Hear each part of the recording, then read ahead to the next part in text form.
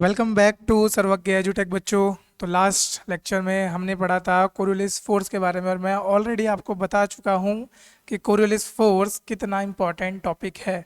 तो देख लेते हैं थोड़ा सा कोरियोलिस फोर्स के बारे में, जहाँ पर हमने पढ़ा था क्या, डायरेक्शन ऑफ रोटेशन की वजह से किस तरीके से अर्थ में आपका इफेक्ट आता है, किस चीज़ को लेके, डायरेक्शन ऑफ विंड्स में किस तरीके से चेंज आता है। तो फॉर एग्जाम्पल हमने यहाँ पर क्या पढ़ा था कि नदर्न हेमिस्फीयर में जो विंड्स होती हैं वो राइट हैंड साइड में डेविएट हो जाती हैं और सदर्न हेमिस्फीयर में किस साइड में डेविएट होंगी, वो लेफ्ट हैंड साइड में। क्लियर। फिर इसमें हमने देखा था कि जो ट्रॉपिक ऑफ कैंसर से हवाएं आती है वो इस तरीके से आती हैं। इन हवाओं को हम क्या बोलते हैं, इन हवाओं को हम ईस्टर्लीज बोलते हैं। ठीक है। फिर ये वाली जो एरिया होता है यहाँ पर ट्रॉपिक ऑफ कैंसर से लेके आपका आर्कटिक सर्कल के बीच में यहाँ पर जो हवाएं बहती हैं उन्हें हम बोलते हैं क्या, वेस्टर्लीज बोलते हैं। तो इतना बहुत हमने थोड़ा सा पढ़ा था। उसके बाद हमने देखा था कि विंड सिस्टम में किस तरीके से चेंज आता है। ठीक है। विंड सिस्टम में किस चीज़ के बेसिस पे, प्रेशर ग्रेडियंट के बेसिस पे। अगर बच्चों कोई नया बच्चा हमारे साथ पहली बार जुड़ा है तो मैं आपको बता दूं कि ये मैं प्रीवियस वीडियो का रिकैप दे रहा हूं। अगर आप इस वीडियो को, इस टॉपिक को डिटेल में समझना चाहते हैं तो आप प्रीवियस वीडियो को एक बार ज़रूर देख लें। मैं आई सेक्शन में आपको उसका लिंक ज़रूर दे दूंगा। तो आप इस बात को अच्छे से ध्यान रखें क्योंकि कोरियोलिस फोर्स एक ऐसा टॉपिक है जो कि आपके एग्जाम में आएगा ही आएगा। आप कितना भी ना करते रहें लेकिन ये एक ना एक क्वेश्चन तो आपको मिल ही जाएगा किसी ना किसी एग्जाम में। अगर आपको इस टॉपिक की कंसेप्चुअल क्लैरिटी हो गई तो ये ध्यान रख लीजिए कि 5 से 6 मार्क्स आप एग्जाम में जाने से पहले अपने कंफर्म करके जा रहे हो, ये हमारी गारंटी है। ठीक है। तो ये आपको अच्छे से ध्यान रखते हुए चलना है। तो यहाँ पर इसी वे में हमें देखना है। और क्या पढ़ा था हमने यहाँ पे, और हमने जियोस्ट्रॉपिक विंड्स के बारे में पढ़ा था। ठीक है। फिर हमने देखा था साइक्लोन, एंटी साइक्लोनिक कंडीशंस के बारे में देखा था। फिर low pressure area, high pressure area, north hemisphere में कहाँ पर एयर कन्वर्ज हो रही है, कहाँ पर डाइवर्ज हो रही है, ये सब हमने देख लिया था। किस जगह पे साइक्लोनिक मूवमेंट बनेगा, किस जगह पर एंटी साइक्लोनिक मूवमेंट बनेगा, किस तरीके से रोटेशन ऑफ अर्थ होगा। ठीक है। रोटेशन ऑफ अर्थ या कोरियोलिसिस की वजह से विंड जो कि एक इस तरह के लीनियर पाथ में जानी चाहिए थी वो ऐसे एक पैराबोला के पाथ में जाएगी। तो ये आपको अच्छे से याद करते हुए चलना है। तो इतना सब तो हमने अपने लास्ट लेक्चर में देख लिया था। चलो आज देख लेते हैं आज का हमारा टॉपिक क्या है। तो आज का जो हमारा टॉपिक है दैट इज वो है हमारा सर्कुलेशन ऑफ विंड्स के बारे में। तो आज हम बात करेंगे विंड्स के सर्कुलेशन के बारे में। तो चलो सर्कुलेशन ऑफ विंड पढ़ लेते हैं। सर्कुलेशन ऑफ विंड्स में होगा क्या कि किस तरीके से एटमॉस्फेयर में हमारी विंड्स सर्कुलेट हो रही हैं। यानी कि लास्ट लेक्चर में जो हमने पढ़ा था कि from high pressure region to low pressure region हमारी विंड ऐसे मूव करती है। अब ये तो हो गया एक स्मॉल रीजन की बात, यानी कि हाई प्रेशर और लो प्रेशर के बीच की बात। ठीक है। फिर इसके बाद जो हमें देखना होता है कि जो हमारी अर्थ होती है उसके ऊपर डिफरेंट तरीके से आपका क्या बनता है, उसके ऊपर आपकी जो विंड्स होती हैं वो अलग अलग तरीके से बह रही होती हैं। अब कैसे, वही ईस्टर्ली, वेस्टर्ली, ट्रेड विंड्स, इन सब के बारे में देखेंगे हम। फिर वॉकर सेल है उसके बारे में पढ़ेंगे। तो जान लेते हैं सर्कुलेशन ऑफ विंड। और इसमें भी सबसे इंपॉर्टेंट चीज़ कि कितनी तरीके से विंड को क्लासीफाई करा गया है। विंड तो होती है, देखो ये तो आपको मानना पड़ेगा, लेकिन विंड का क्लासिफिकेशन किस तरीके से किया गया है, कितनी कैटेगरीज में विंड को बांटा गया है, तो ये हमारे लिए देखने लायक चीज़ होगी। ठीक है। तो सबसे इंपॉर्टेंट चीज़ देख लेते हैं। 3 कैटेगरी में बांटा गया है। सबसे पहले प्राइमरी विंड्स, उन्हीं को हम क्या बोल देते हैं, परमानेंट विंड्स। ठीक है। तो प्राइमरी विंड्स पूछ ले आपसे या परमानेंट विंड पूछ ले, आंसर दोनों का एक ही कॉन्सेप्ट से देना पड़ेगा। इन्हीं को हम ट्रेड विंड भी बोल देते हैं, यानी कि रीजन स्पेसिफिक बता रहा हूँ।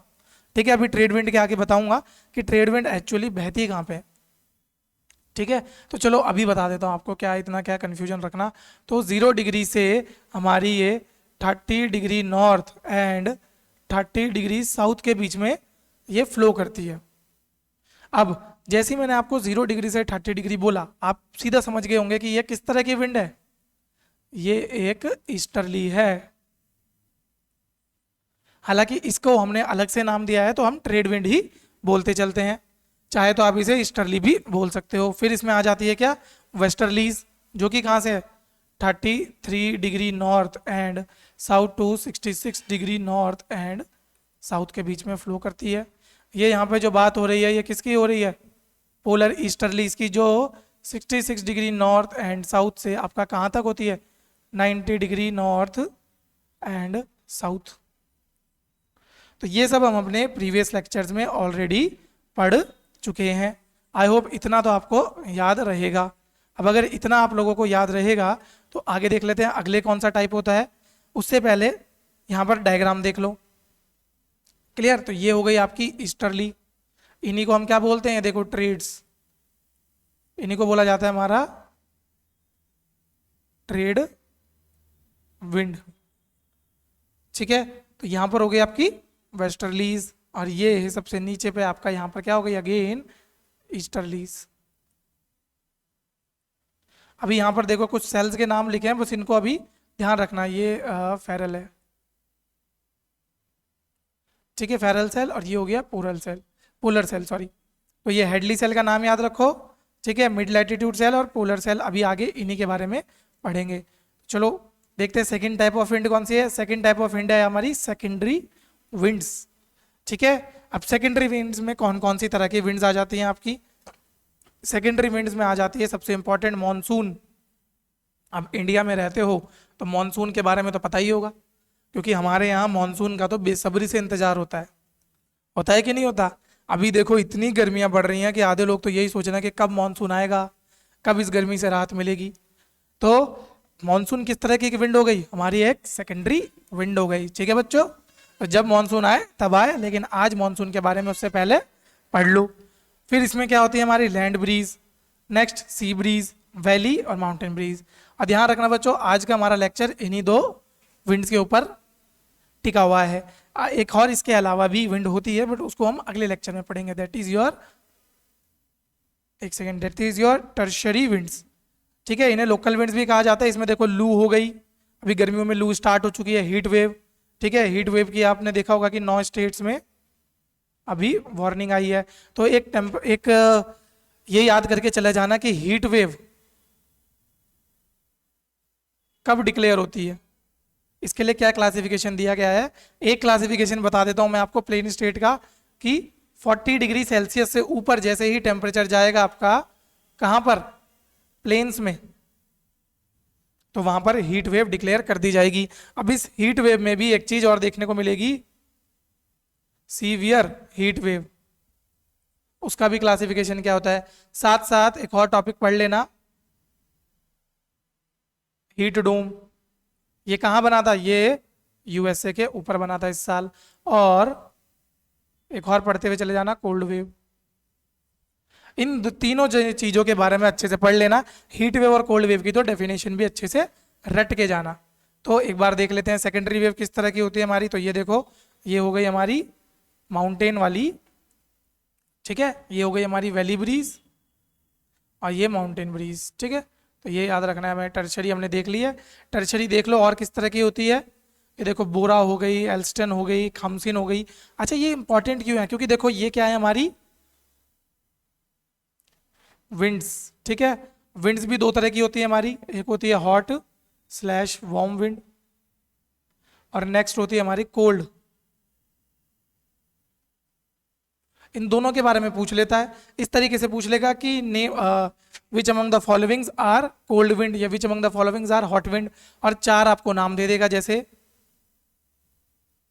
सिरोको, मिस्त्रिल, फोहैन, पेम्पेरो। ठीक है, और पूछेगा इसमें से किस तरह, कौन सी विंड आपकी हॉट है और कौन सी कोल्ड है। तो ये आप लोगों के लिए एक्सरसाइज रही। यहाँ पर मैंने हालांकि इसमें जिक्र नहीं किया है, इस डायग्राम में आपको देखने को नहीं मिलेगा कौन सी हॉट है कौन सी कोल्ड, ये आपकी रही, होमवर्क रहा आपका। ठीक है, ये आप होमवर्क समझते चलो कि आपको आज क्या करना है। ध्यान से सुनो बच्चों, आज आपको सभी कोल्ड विंड और हॉट विंड पढ़नी है, और कमेंट बॉक्स में आके जरूर लिखना उनका क्लासिफिकेशन, कि कौन कौन सी वार्म है और कौन कौन सी विंड कोल्ड है। ठीक है, तो ये आपको ध्यान रखना है। अच्छा, इसमें ये देखो हबूब, हम हरमतान। ठीक है, अच्छा, इन्हीं विंड के ना कुछ सेकंड नेम्स भी होते हैं, उनको भी पढ़ लेना। जैसे चिनूक है, इसे बोला जाता है स्नो ईटर के नाम से। और एक और विंड है आपकी क्या, ग्वेनिया डॉक्टर। तो ये सर्च मार लेना, ये ग्वेनिया डॉक्टर कौन सी विंड के नाम है। ठीक है, तो ये आप लोगों को याद रहेगा, कर लोगे। कोई कंफ्यूजन आएगा तो एक बार रिपीट, क्या बोलते हैं, इस वीडियो को पीछे ले जाना और दोबारा से इस वीडियो को देख लेना, रिपीट में देख लेना, आपको याद आ जाएगा कि क्या होमवर्क दिया था सर ने। चलो अब देख लेते हैं जर्नल सर्कुलेशन ऑफ एटमॉस्फेयर, यानी कि एटमॉस्फेयर में सर्कुलेशन कैसे होता है।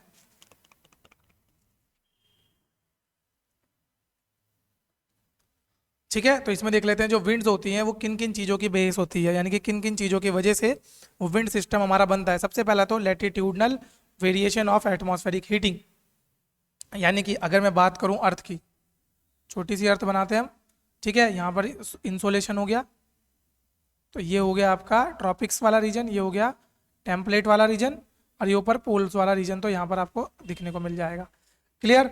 अब जिस तरीके के एटमॉस्फेयर में हीटिंग होगी उस तरीके से आपकी विंड्स चेंज होती रहेंगी। फॉर एग्जांपल अगर यहाँ पर जैसे ये वाला रीजन है जो मैं अभी शेडो कर रहा हूँ, ट्रॉपिक रीजन, ये वाला रीजन क्या होता है, हाई इंसोलेशन वाला होता है। अब हाई इंसोलेशन पड़ेगा तो यहाँ पे ज़्यादातर आपको क्या देखने को मिलेगा, लो प्रेशर रीजन। ठीक है, यानी कि यहाँ पर इस एरिया में ज़्यादातर आपको देखने को मिलेंगे किस तरह की विंड्स, वार्म विंड्स। क्लियर। और ये जो रीजन हो गया आपका लैटिट्यूड एंड पोलर रीजन, यहां पर आपको देखने को मिलेंगे किस तरह की विंड, कूल विंड्स या कोल्ड विंड्स। नेक्स्ट इसमें देख लेते हैं एमरजेंस ऑफ प्रेशर बेल्ट्स। ठीक है, प्रेशर बेल्ट्स कल पढ़ लिया था हमने, sorry last to last lecture में पढ़ा था हमने प्रेशर बेल्ट्स। कौन कौन सी प्रेशर बेल्ट होती है हमारी, इक्वेटोरियल लो प्रेशर बेल्ट।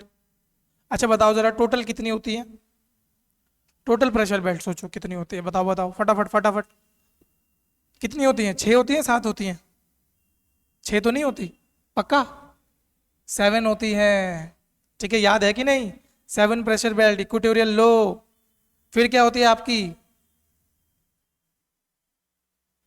सब ट्रॉपिकल हाई प्रेशर, फिर क्या आ जाती है यहाँ पे बताओ, सब ट्रॉपिकल हाई प्रेशर के बाद सब पोलर लो प्रेशर, और फिर आ जाती है पोलर हाई प्रेशर। ठीक है, तो ये हमें ध्यान रखना है। नेक्स्ट इसमें हम देख लेते हैं अगला क्या इंपॉर्टेंट है, migration of belt accordingly to the apparent position of sun या अपेरेंट पाथ ऑफ सन, दोनों सेम ही बात है। तो अब देख लेते हैं किस तरीके से। अब देखो यहाँ पर मैं अर्थ बना रहा हूँ, और इसमें एक इंपॉर्टेंट चीज अभी समझ लो, दैट इज योर ITCZ। वैसे हालांकि मैंने आगे डाला है ITCZ, इसका नाम है आपका क्या, इंटर ट्रॉपिकल कन्वर्जन जोन। अब ये होता क्या है, ये वो पॉइंट होता है जहां पर आपका ये दो ट्रेड विंड्स आके मिलेंगी। ठीक है, ट्रेड विंड जहां पर आके आपका कन्फ्लुएंस करेगी उस पॉइंट को बोला जाएगा क्या, आपका ITCZ। अब अगर सन की पोजीशन क्या होगी, एग्जैक्टली ओवरहेड होगा वो किस पे, इक्वेटर पे, तो ITCZ भी आपका इक्वेटर पे बनेगा। जैसे जैसे सन नदर्न हेमिस्फीयर में जाएगा वैसे वैसे आपका ITCZ भी ऊपर की तरफ शिफ्ट कर जाएगा, और जैसे जैसे आपका सन सदर्न हेमिस्फीयर में जाएगा ITCZ भी आपका कहाँ, सदर्न हेमिस्फीयर में शिफ्ट करने लग जाएगा। बस इतना आपको अच्छे से याद रखना है। Distribution of continent and ocean, इसके बेसिस पे भी आपका क्या डिसाइड होता है, इसके बेसिस पे भी आपका डिसाइड हो जाता है विंड सिस्टम का, क्योंकि जहाँ जहाँ कॉन्टिनेंट होगा वहाँ वहाँ पर हीटिंग ज़्यादा हो जाएगी, और जहाँ जहाँ ओशन होगा वहाँ पर हीटिंग थोड़ा लेट होगी, वहाँ पर हीट थोड़ा देर में काम में आएगी, यानी कि वहाँ का टेम्परेचर थोड़ा देर में बढ़ेगा। सबको पता होगा इसके पीछे का रीजन, स्पेसिफिक हीट। ठीक है, तो इसके पीछे का मेन रीजन है क्या आपका, specific heat. Next rotation of earth, Coriolis. Clear, तो यहां पर आ जाती है आपकी क्या, कोरियोलिस फोर्स काम में आ जाती है। Next this pattern of movement of wind is called general circulation of wind in the atmosphere. तो ये जो पैटर्न बनाएंगी ये सारी चीजें मिलके उसी को बोलेंगे हम general circulation of wind. It also affect the oceanic water circulation, किस तरीके से, अब देखो मान के चलो ये आपका वाटर यानी कि वाटर बॉडी है, अब यहां से हवा इस तरीके से जाएगी, क्लियर। अब इस तरीके से जब हवा वाटर सरफेस के ऊपर ग्लाइड करेगी तो वो क्या करेगी, इस वाटर में भी मूवमेंट होना स्टार्ट हो जाएगा। क्लियर। इस वाटर बॉडी में भी जब जैसे ही मूवमेंट होगा तो ये क्या हो जाएगा, ओशियनिक सर्कुलेशन स्टार्ट हो जाएगा। सिंपल। सेकेंड चीज यहां पर ये किस तरीके से अफेक्ट करेगी, अगर वार्म विंड होगी तो यहां से मॉइस्चर ज्यादा एक्यूमुलेट करेगी, कोल्ड विंड होगी तो इतना मॉइस्चर ये एक्यूमुलेट नहीं करेगी। क्लियर। नेक्स्ट चलते हैं अब आगे। तो यहां पर देख लो पहले, हाँ सेल्स पढ़ने से पहले मैं आपको डायग्राम दिखा देता हूँ और इसके बाद दोबारा दिखाऊंगा ताकि आपको याद रहे। अभी आपको फोकस करना है किस पे, हेडले सेल पे, बस इन पे फोकस करो। अब देखो यहाँ पर ये क्या कह रहा है, इस जगह पर आपका ये इस तरीके से उठ रहा है, ठीक है। तो यहाँ पर क्या होगा, एक लो प्रेशर एरिया होगा और फिर ये इधर की तरफ को मूव कर रहा है और यहाँ पे जाके ये डिप कर रहा है, और जहाँ डिप करेगा वहाँ पे ऑब्वियसली हाई प्रेशर रीजन होगा। तो सेल देखो किस तरीके से बन रहा है, ये जरा एक बार फोकस करो इस पे। यहाँ पर देखो ये वाला जो रीजन है, ये देखो इस तरीके से मूवमेंट हो रही है, यहाँ पे हो रही है कि नहीं हो रही है, ठीक है। तो यही हमें देखना है अभी। तो ये जो सेल की मूवमेंट हो रही है इसी को हमें पढ़ना है। और ये ITCZ देखो यहाँ पे, ITCZ एक पॉइंट हो गया जहाँ पर आपका क्या ट्रेड विंड्स आके मिलती हैं, और जहाँ पर आपकी ट्रेड विंड्स आके मिलेंगी, देखो इस तरीके से ट्रेड विंड आई मिली और इस तरीके से वहाँ पर वो उठना स्टार्ट कर जाएंगी, और उठेंगी तो फिर ये इस तरीके से सेल बना देंगी, ठीक है। तो इतना आपको याद रहना चाहिए। अब देख लेते हैं हेडली सेल। हेडली सेल क्या होता है, air rises at the confluence point of ITCZ, already पढ़ चुके हैं, बिकॉज ऑफ कन्वेक्शनल करंट, ठीक है। कन्वेक्शनल करंट होने की वजह से आपका क्या करता है, जो एयर होती है राइज कर जाती हैं at the ITCZ by low pressure, और वहां पर लो प्रेशर बन जाएगा। This is due to high insulation, insulation ज़्यादा होगा। अब ये इंसुलेशन ज़्यादा होगा, ये तो हम समझ गए, इंसुलेशन ज़्यादा होने की वजह से लो प्रेशर। अब यहाँ पर ये जो विंड्स आ रही हैं किधर से आ रही हैं, ये हमारे ट्रॉपिक्स की तरफ से ऐसे चल कर आ रही हैं। क्लियर। ये ट्रॉपिक्स की तरफ से, ट्रॉपिक्स पे हाई प्रेशर इधर को चल कर आ रही हैं, और फिर यहाँ पर आके ये इस तरीके से लो प्रेशर बना और ऊपर की तरफ उठ जाएगा, और फिर ये यहाँ पर एक कन्वेक्शन सेल बना देगा, देखो इस तरीके का। समझ आया। तो ये जो कन्वर्जेंस होता है ये कहाँ होगा, only at this low pressure. Simple. बताओ कोई कंफ्यूजन, कोई कंफ्यूजन तो नहीं हुआ इसमें, देख लो कोई कंफ्यूजन हुआ तो बता दो, नहीं ना। चलो फिर आगे चलते हैं। तो इस तरीके से आपका सेल बनेगा। ये यहाँ पर ट्रेड विंड्स हैं ऊपर उठ रही हैं, तो इस डायग्राम को देखने के बाद तो आपको समझ आ गया होगा। अच्छा इसमें एक चीज नोटिस करो, ये जो विंड्स हैं ये देखो सरफेस के पास भी हैं और ट्रोपोस्फीयर के पास तक जा रही हैं, यानी कि ये मैक्स टू मैक्स कहाँ जा सकती है, ट्रोपोस्फीयर तक जा सकती है। क्यों मैं ये सिर्फ बोल रहा हूँ कि ये जो कंडीशन है ये सिर्फ ट्रोपोस्फीयर तक ही जा सकती है, बिकॉज ऑल दी, ये मैंने बताया था ना, ऑल दी वेदर एक्टिविटी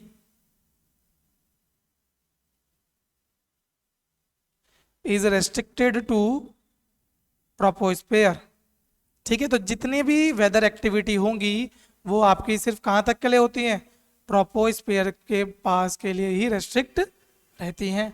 इस पॉइंट को अच्छे से याद रख लो, बहुत से बच्चे कंफ्यूज करेंगे इस पॉइंट को भी, ठीक है। एग्जाम में कंफ्यूज ना हो तो ध्यान रख लेना, वो आपको कंफ्यूज करने के लिए वहाँ पे ट्रोपो की जगह स्ट्रेटो बोल देगा, तो कंफ्यूज मत हो जाना वहाँ बच्चों जाके, ठीक है। इसमें नेक्स्ट देखो, the rising air reaches up to an altitude of 12 kilometre in troposphere at equator and start moving towards the poles. Simple.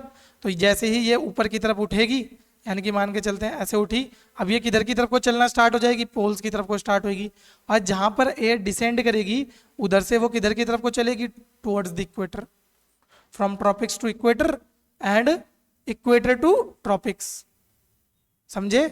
Tropic से इक्वेटर आएगी कहाँ, लोअर एटमॉस्फेयर में, अभी दिखाया था आप लोगों को, ये देखो ये ट्रॉपिक से इक्वेटर की तरफ आ रही है कहाँ, लोअर एटमॉस्फेयर में, और इक्वेटर से ट्रॉपिक की तरफ जा रही है कहाँ पे, अपर एटमॉस्फेयर। समझ आ रहा है कि नहीं आ रहा, बताओ मजा आ रहा है पढ़ने में।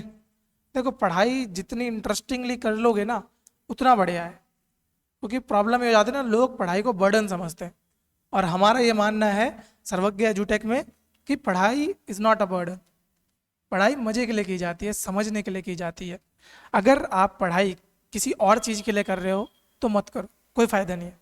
हाँ, लेकिन अगर आप अपने लिए कर रहे हो कि हाँ यार पढ़ना है, मुझे कुछ करना है, मुझे समझना है, मुझे इंटरेस्ट आ रहा है इसमें, तो पढ़ो, और तब देखो कितने इजीली समझ आ जाएगा। ठीक है, क्योंकि मुझसे बहुत बार बच्चों ने पूछा है कि सर पढ़ाई करते हुए ना मतलब दिल नहीं लगता एक तो देखो बेटा, दिल तो किसी का भी नहीं लगता। अब ये गर्लफ्रेंड बॉयफ्रेंड वाला सीन तो है नहीं कि दिल लग जाएगा पढ़ाई के साथ, तो दिल लगाना पड़ता है। या दिल मत लगाओ, दिमाग लगाओ थोड़ा सा, दिल दुल की मत सुनो, अभी सिर्फ दिमाग की सुनो। ठीक है, तो wind flowing from the tropics to equator are known as easterlies. तो थोड़ा सा दिमाग पे जोर डालो और इसको याद करते हुए चलो। और ये जो ईस्टर्लीज होती हैं ये ITCZ पे आके कन्वर्ज होंगी, और अपवर्ड और डाउनवर्ड मूवमेंट ये जो एयर का बन रहा है हमारा, इसी को बोला जाता है हेडली सेल। ठीक है, तो ये जो है वो हमारा हेडली सेल कहलाया जाता है। तो यहाँ पर देख सकते हो आप। नेक्स्ट इसमें बात कर लेते हैं किस चीज़ के बारे में, फेरल सेल के बारे में। जो सेकंड सेल हमारा बना था दैट इज फेरल सेल। तो यहाँ पर देख लो एक बार, ये तो हो गया हेडली सेल, अब ये हो गया आपका फेरल सेल। ठीक है, ये कहाँ से बनना स्टार्ट होगा, ट्रॉपिक ऑफ कैंसर और ये पोलर लो प्रेशर के बीच में बनेगा, यानी कि 33 डिग्री नॉर्थ से 66 डिग्री नॉर्थ, और सेम यहाँ पे 33 डिग्री साउथ से ये कुछ समवेयर अराउंड यहाँ 66 डिग्री साउथ तक के बीच में। ये क्या होती है, जो सर्कुलेशन होती है ये मिडिल लैटिट्यूड्स में होती है, और यहाँ पर जो आपकी एयर होती है वो सिंक कर रही होती है। और किस तरह की एयर होगी, कोल्ड एयर। यहाँ पर देखो ऊपर उठ रही थी, यहाँ पर थी वार्म एयर, यहाँ पर सिंक कर रही है कोल्ड एयर। ठीक है, तो जो एयर आपकी कहाँ से आएगी, ये पोल्स की तरफ से आएगी, वो यहाँ पर आके सिंक हो जाएगी and rising warm air that blows from the sub tropical high. ठीक है, at the surface these winds are called westerlies, तो इन्हें कहा जाएगा वेस्टर्लीज।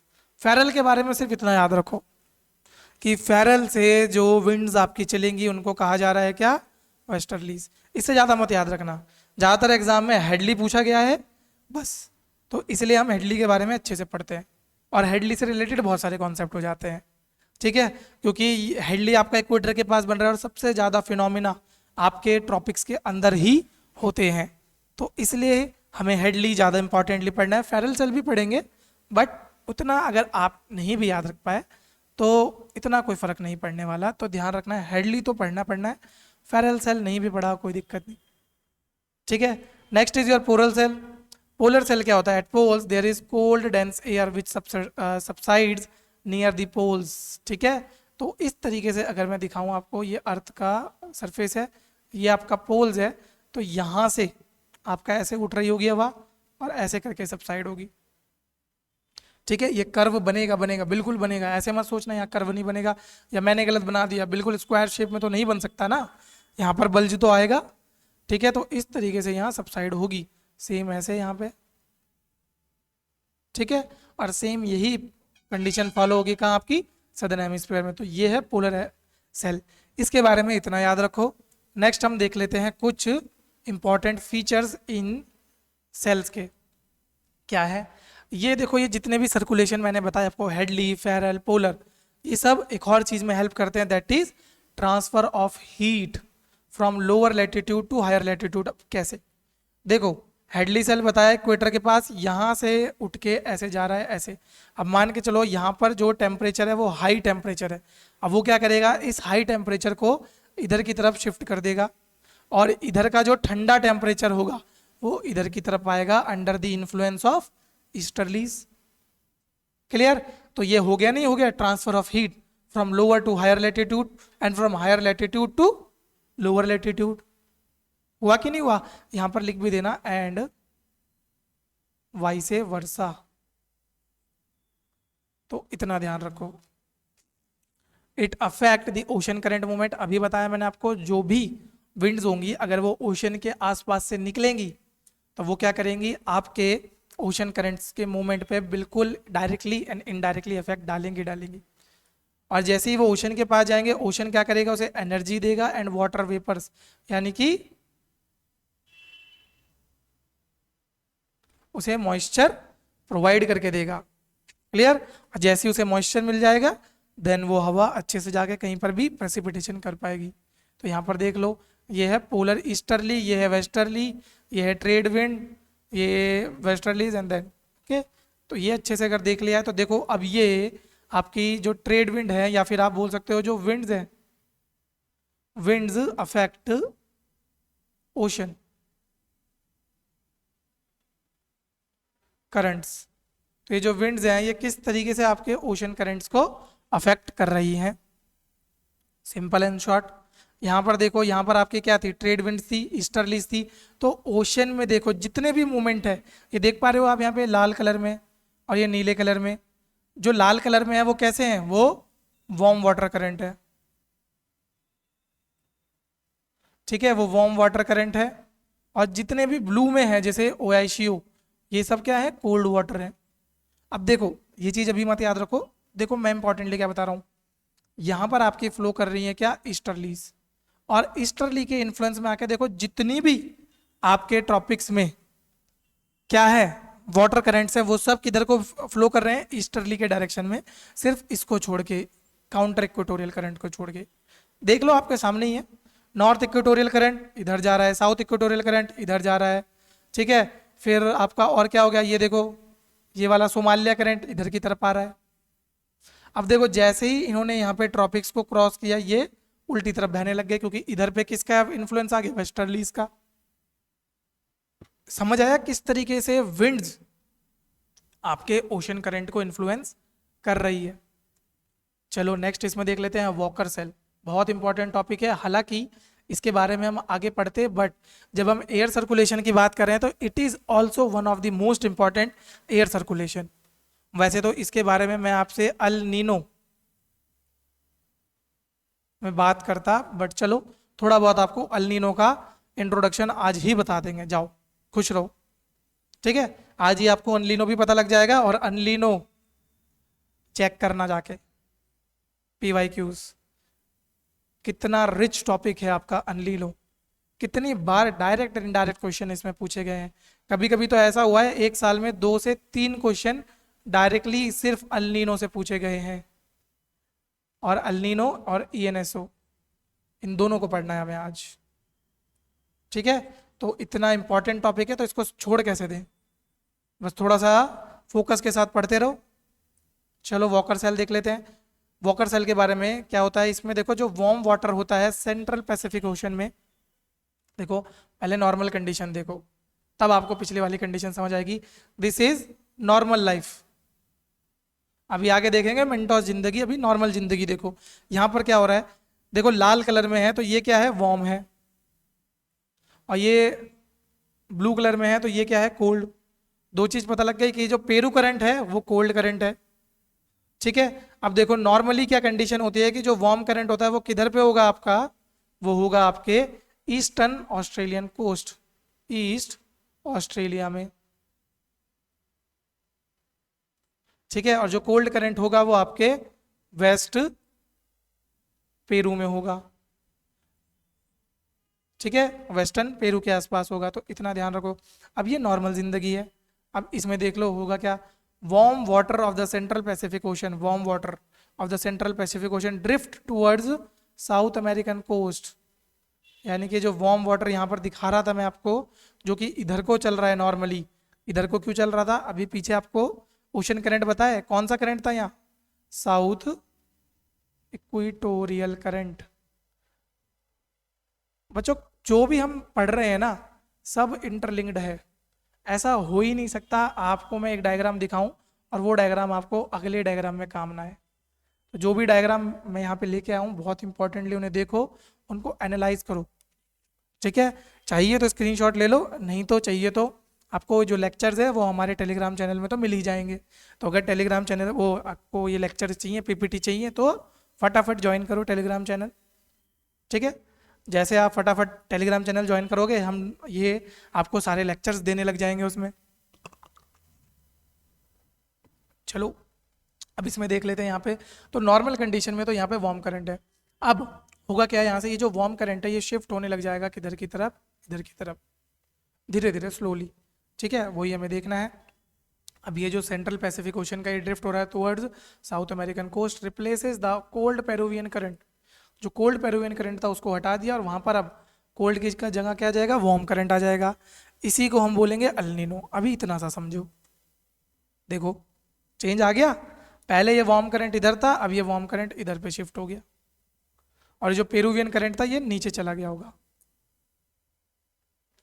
ठीक है, तो यहाँ पर देख लेते हैं El Nino event is closely associated with pressure change. तो जैसे जैसे प्रेशर चेंज होगा वैसे वैसे आपका अल नीनो भी चेंज होगा। ठीक है, और जब आपका ये change in ocean current and change in pressure हम एक साथ मिला दे तो इस कंडीशन को बोलेंगे हम क्या, ENSO। ठीक है, एक सेकेंड, इसी को बोल देते हैं हम क्या, ENSO, El Nino southern oscillation. ठीक है, तो एक बार देख लो वॉकर सेल क्या चेंज ला देता है। तो वॉकर सेल आपका ये चेंज लाता है। तो इधर पे आप देख पा रहे होंगे, ये देखो किस तरीके से आपका वार्म करंट है वो चेंज हो जाएगा। तो यहाँ पर आपका वार्म था वो इधर की तरफ आ जाएगा। ठीक है, तो नॉर्मल कंडीशन में तो आपका ये होना था कि इधर जा रहा था और ये नीचे से कोल्ड करंट आपका ऊपर आना था। अभी इतना ध्यान रखो, नॉर्मली हमने क्या पढ़ा है कन्वेक्शन में कि वार्म करंट ऊपर आते हैं, बट यहाँ पर देखो क्या हो रहा है, क्योंकि ये ऊपर वाली लेयर पूरी वार्म करंट की है और डीप में क्या है, कोल्ड वाटर होगा ओशंस में। इतना तो पता होगा डीप में कोल्ड वाटर होगा, तो ये कोल्ड वाटर ऊपर आएगा और ये वार्म करंट फिर इधर की तरफ को शिफ्ट होगा। ये नॉर्मल कंडीशन की बात है। ठीक है, तो यहाँ वार्म इकट्ठा हो गया, नॉर्मल कंडीशन बता रहा हूँ मैं, अनलीन नहीं, नॉर्मल कंडीशन। तो यहाँ पे वार्म करंट हो गया, वार्म करंट हुआ तो लो प्रेशर, लो प्रेशर हुआ तो ऊपर गया, ऊपर जाके क्लाउड्स बनाए और रेन कर दी। और यहाँ पर हाई प्रेशर बनेगा तो कैसा रहेगा ये, काम एंड स्टेबल। ठीक है, अब देख लेते हैं क्लासिफिकेशन ऑफ विंड किस तरीके से की गई है। परमानेंट विंड्स हैं, ठीक है, जिसमें कि आपकी वेस्टर्लीज और ईस्टर्लीज आ जाती हैं। फिर सेकेंडरी, जिसमें कि आपका क्या आ जाता है, मॉनसून आ जाता है। पीरियोडिक विंड, जो कि हर पीरियड में यानी कि एक सर्टेन पीरियड के बाद आपको देखने को मिलती रहेंगी, that is land C breeze, mountain और वैली ब्रीज। फिर आ जाती है आपकी लास्ट, दैट इज सॉरी एक सेकेंड, लोकल विंड्स। ठीक है, जो कि एक स्मॉल पीरियड ऑफ डे के लिए आती है, जो कि हो जाती है लू, मिस्टिल, फोहेन, बोरा। ठीक है, तो आज सबसे पहले बात कर लेते हैं प्राइमरी विंड्स की। ये इन्हें प्लैनेटरी विंड्स भी बोला जाता है। ठीक है, क्योंकि all over the planets flow हो रही होंगी। इसमें देखते हैं सबसे पहले ट्रेड विंड्स। ठीक है, ये जो ट्रेड विंड्स होती हैं कहाँ से स्टार्ट होती हैं, ये होती हैं आपकी सब ट्रॉपिकल हाई प्रेशर बेल्ट से towards the equatorial low pressure belt, यानी कि 30 डिग्री से चलना स्टार्ट होगी और ये 0 डिग्री तक आएगी। ठीक है, next, they flow as north eastern trade. अब देख लो जरा, नॉर्थ ईस्टर्न तो बना लेते हैं ऐसे, ये नॉर्थ हो गया, ईस्ट हो गया, ये साउथ हो गया, ये वेस्ट हो गया। They flow is the north eastern trade in the northern hemisphere and south eastern trade in the southern hemisphere. अब नॉर्थ ईस्टर्न क्या, जो नॉर्थ ईस्ट की डायरेक्शन से आ रही होगी। अब किस तरीके से आ रही होगी, ये इस तरीके से, और साउथ ईस्टर्न इस तरीके से। समझ आया ये पॉइंट, नहीं समझ आया बताओ, आ गया ना। चलो ठीक है, तो एक बार डायग्राम देख लो इसका। तो ये देखो north eastern, north eastern, south eastern, यहाँ पर ये हो गई ट्रेड विंड्स। इस डायग्राम को अच्छे से नोटिस करो, ये हो गई आपकी क्या, ट्रेड विंड, ये ऊपर वेस्टर्लीज और सबसे यहाँ पर ईस्टर्लीज चलेगी। चलो उनको नहीं भी याद रख पाओगे कोई दिक्कत नहीं। The wind get deflected under the influence of Coriolis effect, कल पढ़ चुके हैं, बहुत डिटेल में पढ़ चुके हैं। नहीं पता क्या होता है कोरियोलिस इफेक्ट, लास्ट वीडियो को जाके देखो। These winds are descending winds and stable in area of their origin and they reach the equator. They became humid and warmer after taking moisture.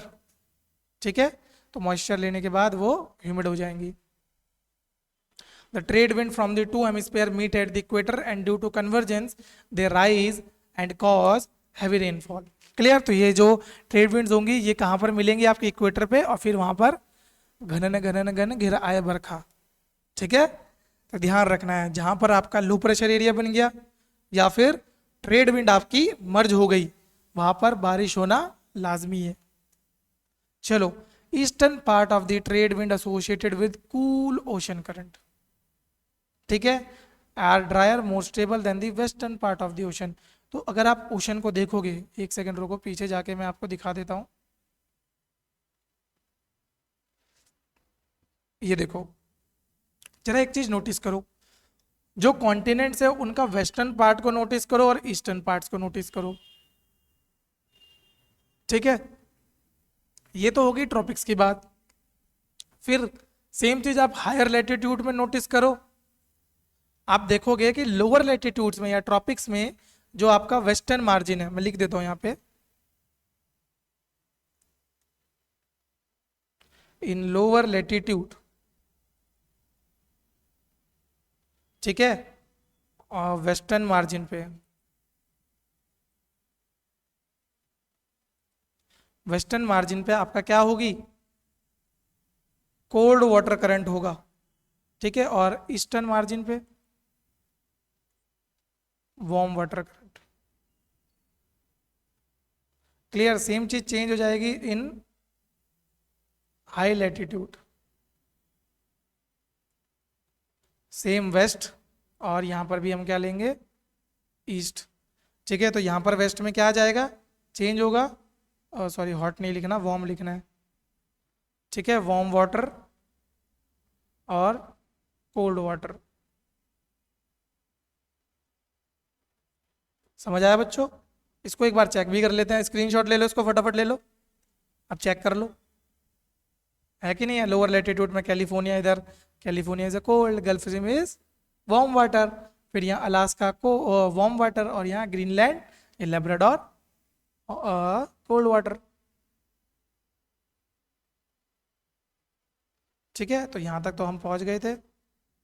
Okay, तो इस तरीके से देख लो आप, जहाँ जहाँ पर होगा ये लो प्रेशर इस तरीके से कन्वर्ज होगा, और यहाँ पर आपके क्लाउडनेस आ जाएगी।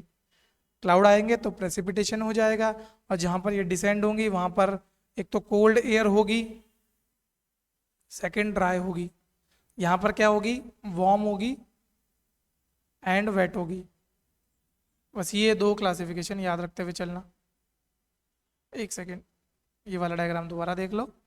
ये देखो ITCZ है, जहाँ पर अच्छा इंपॉर्टेंट नोटिस करो, जहाँ ITCZ होगा एग्जैक्टली वहीं पर आकर कन्वर्ज हो रही हैं आपकी ट्रेड विंड्स। देखो ये ITCZ है तो यहीं पर एग्जैक्टली कन्वर्ज हुई, इसीलिए इतने डायग्राम डाले हैं कि आपको क्रिस्टल क्लियर हो जाए टॉपिक। अगर इसके बाद भी क्रिस्टल क्लियर नहीं हो रहा तो एक काम करो, डायरेक्टली कॉल कर लेना मुझे टेलीग्राम पे, उसके बाद बिठा के समझा दूंगा। ठीक है, चलो बात कर लेते हैं वेस्टर्लीज की। तो westerlies are the wind blowing from the sub tropical high pressure belt to the sub polar low pressure belt. Simple, ठीक है, हाई प्रेशर बेल्ट से लो प्रेशर बेल्ट, ये कहाँ से आ रही हैं, साउथ वेस्ट से नॉर्थ ईस्ट, तो ये इस तरीके से आ रही होंगी, और इधर पे ये south west to north east in northern hemisphere, sorry south west हो गया ना, तो साउथ वेस्ट तो इस तरीके से होगा ना, साउथ वेस्ट, हाँ, तो ऐसे south west to north east, और सदर्न हेमिस्फीयर में north west to south east, इस तरीके से। अभी देखेंगे किस तरीके से होगा। क्लियर, तो यानी कि अगर मैं अर्थ बना दूं, ये रही आपकी, तो ये इसके कहने के मुताबिक ऐसे, और यहाँ पर ये ऐसे। ठीक है, तो south west to north east, और ये north west to south east. देख लो बच्चों, हुआ कि नहीं हुआ यहाँ पे, इस डायरेक्शन में, फिर ये इस डायरेक्शन में। चलो next, westerlies of the southern hemisphere are stronger.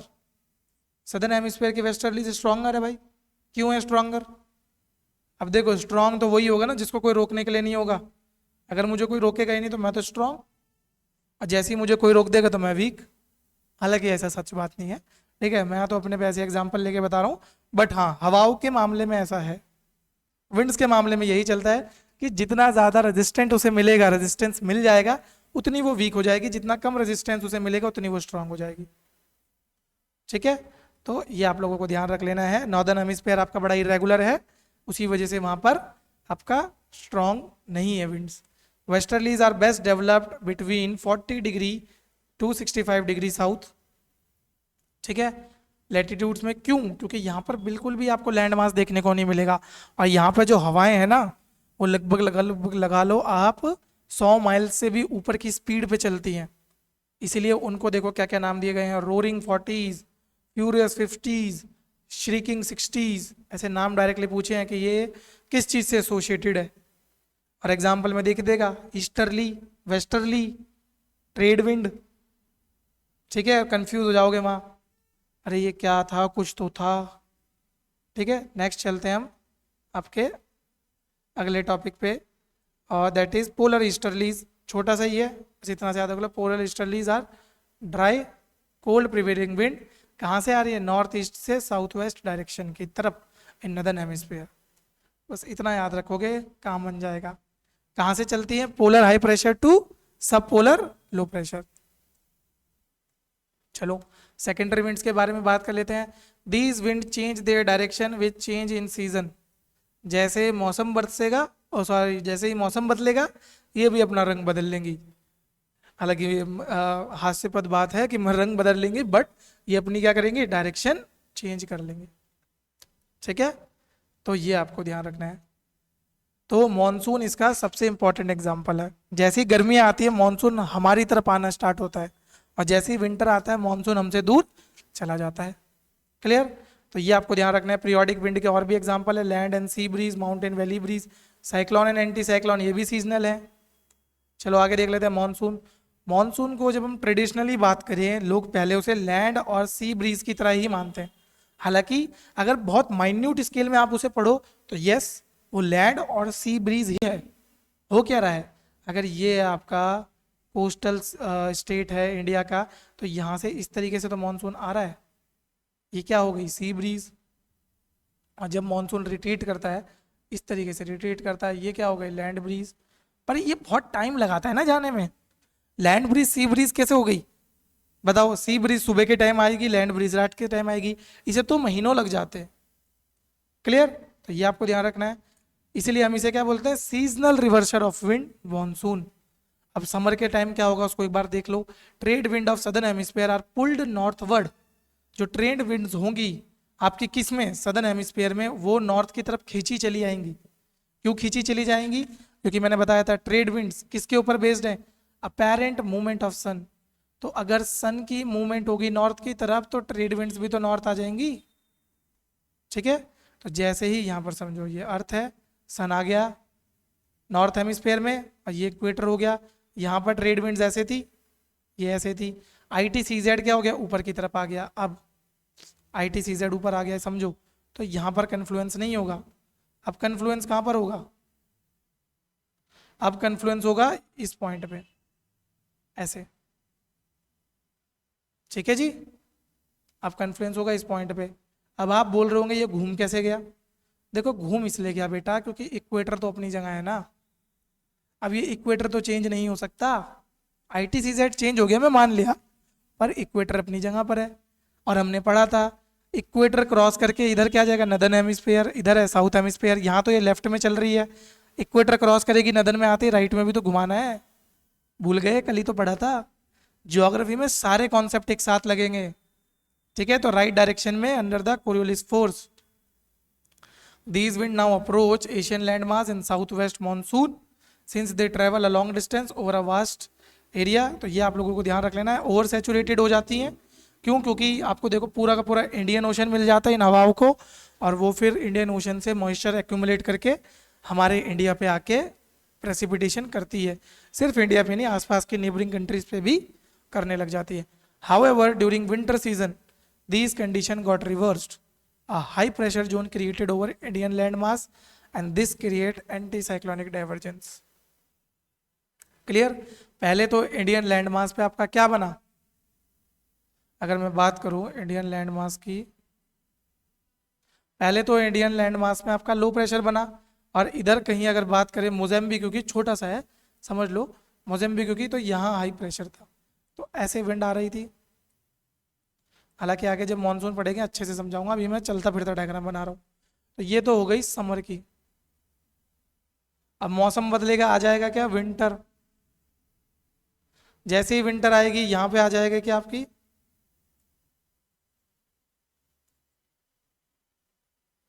यहाँ पर चेंज हो जाएगा प्रेशर, यहाँ हो जाएगा आपका हाई प्रेशर, यहाँ हो जाएगा लो प्रेशर। और ये जो विंड्स इधर की तरफ आ रही थी, अब इनका क्या हो जाएगा, रिवर्सल हो जाएगा बेटा, ठीक है, और ये अब इधर को जाएंगी, ठीक है। तो बस इतना ध्यान रखना है। तो ये देख लो आई टी सी जेड, ठीक है, और आई टी सी जेड के according I T C Z भी चेंज होती है according to the apparent position of sun. तो सन अगर नॉर्थ में तो I T C Z north में, सन अगर साउथ में तो I T C Z south में, सिंपल। तो जो मैं बता रहा था, जैसे ही इक्वेटर क्रॉस होगा आपकी जो विंड्स हैं वो राइट हैंड में डिविएट करेंगे, देख लो यहाँ पे। तो ये सदर्न हेमिस्फीयर की ट्रेड विंड्स आ रही हैं, इनको अट्रैक्ट किया और देखो ऐसे करके ये यहाँ तक आ रही है। अब जैसे ही आई टी सी जेड नीचे की तरफ गया, ये देखो यहाँ की विंड्स ऐसे, और ये भी देखो लेफ्ट में घूम जाएंगी, होगी कि नहीं होगी, घूम गई ना लेफ्ट में, इधर राइट में, इधर लेफ्ट में, हो गया काम। चलो आगे चलते हैं। Land breeze and sea bridge पहले पढ़ चुके हैं, देखो छोटा सा ही टॉपिक है, अच्छे से दोबारा कर लेते हैं, ठीक है।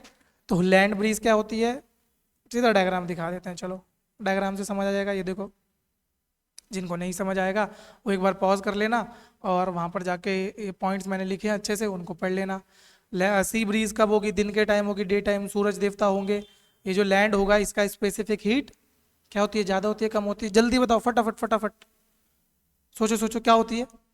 यस, स्पेसिफिक हीट ज़्यादा होती है, अरे कम होती है, ठीक है। लैंड की स्पेसिफिक हीट कम होती है इन कंपैरिजन टू वाटर, ठीक है। तो ये जो लैंड की स्पेसिफिक हीट है ये कम है, तो इसलिए इसका टेम्परेचर जल्दी बढ़ जाएगा। तो इसका टेम्परेचर जल्दी बढ़ गया, ये जल्दी गर्म हो गई, तो यहाँ की हवाएं ऊपर उठ जाएंगी, और जबकि ये अभी गर्म नहीं हुआ तो यहाँ पर डिसेंड कर रही होंगी, इस तरीके से सेल बन गया, ठीक है। सेल बना तो यहाँ से अब हवाएं, यहाँ पे वैकेंसी हो गई, यहाँ से अब हवाएं इधर की तरफ आएंगी, तो cool air from the ocean, इसी को बोला जाता है सी ब्रीज। सेम हो जाएगा लैंड ब्रीज के लिए,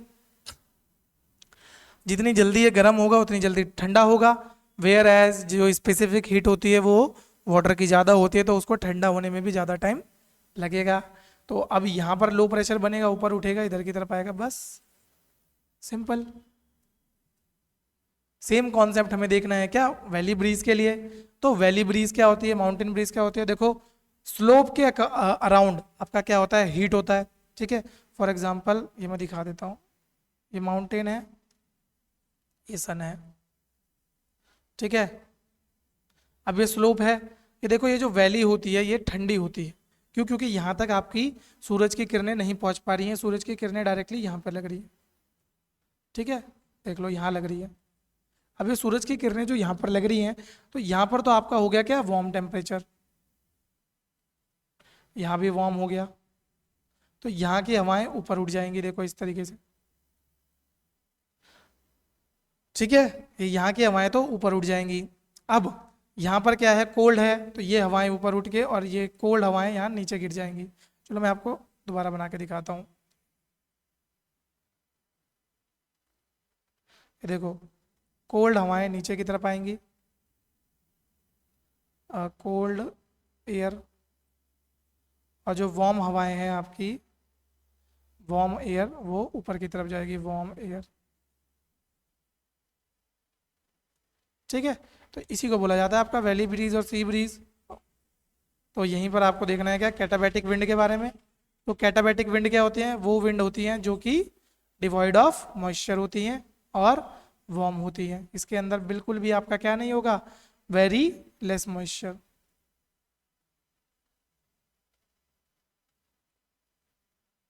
क्यों, क्योंकि यहाँ पर अगर मैं बताऊँ आपको माउंटेन में इस तरीके से, ठीक है, तो यहाँ पर जब आती है तो यहाँ पर सारे बादल बरस जाते हैं, तो हवा अपना पूरा पानी शेड कर देती है, यहाँ प्रेसिपिटेशन हो जाती है, इसलिए इधर की तरफ आपको वेजिटेशन देखने को मिलेगी। लेकिन जैसे ही अब ये हवा यहाँ से इधर की तरफ चलेगी, तो सारा का सारा मॉइस्चर तो यहाँ पर शेड कर दिया, तो इधर की तरफ इस पर क्या हो जाएगा, no moisture, clear, no moisture हो जाएगी ये, और वार्म विंड हो जाएगी ये। तो उसी वजह से अब ये वार्म विंड नीचे की तरफ आएगी, और नीचे की तरफ आएगी तो यहाँ पर लेस वेजिटेशन होगा,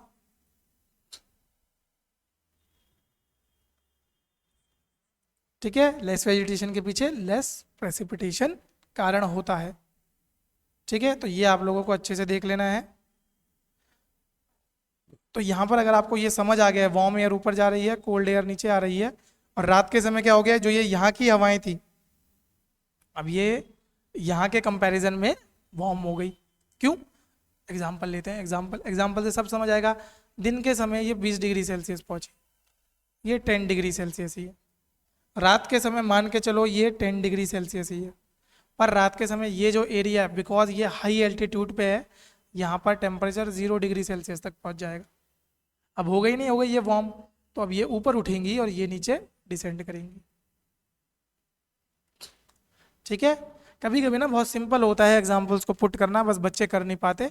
यहीं पर हम लोग आपके लिए काम आते हैं, हम लोग आपको यही सब चीज़ें अच्छे से बताते हैं, और यही सब चीज़ें आपको सीखनी है। जितनी जल्दी हो सके उतनी जल्दी सीखो, ताकि आप लोगों के लिए फ़ायदा हो, आप लोगों का एग्ज़ाम क्लियर हो। ठीक है, अभी तो देखो हमारा फोकस क्या है, CAPF 2023 एंड CDS सेकेंड 2023। तो अभी, और CDS 2023 के तो नोटिफिकेशन भी आ गए हैं, तो जिन बच्चों ने नहीं चेक किया है वो चेक कर लो, एलिजिबिलिटी वगैरह चेक कर लो। उसके लिए ऑलरेडी मैंने CAPF के लिए भी डाली हुई है, और CDS वाली के लिए भी मैंने एलिजिबिलिटी का लिंक डाला हुआ है, आपको आई सेक्शन में देखने को मिल जाएंगे। उस वीडियो को क्लिक करो, आपको कोई भी कन्फ्यूजन हो अपनी एलिजिबिलिटी से लेके वहाँ चेक कर सकते हो। ठीक है, तो उस वीडियो को देखने के बाद आपको कोई कन्फ्यूजन नहीं रहेगा। फॉर्म भरो, ठीक है, फॉर्म जैसे ही भर लोगे फिर अच्छे से प्रिपरेशन पे लग जाओ। तो आप लोगों को ध्यान रखना है ये, अभी हम ज्योग्राफी कर रहे हैं, इसके बाद हम देखते हैं धीरे धीरे हम टॉपिक्स लाएंगे। जैसे कि मॉडर्न इंडियन हिस्ट्री के लिए हम प्लान कर रहे हैं, और साइंस के टॉपिक्स के लिए हम प्लान कर रहे हैं अभी। तो जैसे ही होता है बहुत जल्द आपको वो लेक्चर्स भी देखने को मिलेंगे। तो चलिए बच्चों, इसी बात पे हम आपसे अलविदा लेते हैं आज के लिए। तो मिलते हैं आपसे अब अगली वीडियो में, तब तक के लिए बहुत ही हेल्दी रहें, खुश रहें और अच्छे से पढ़ाई करते रहें।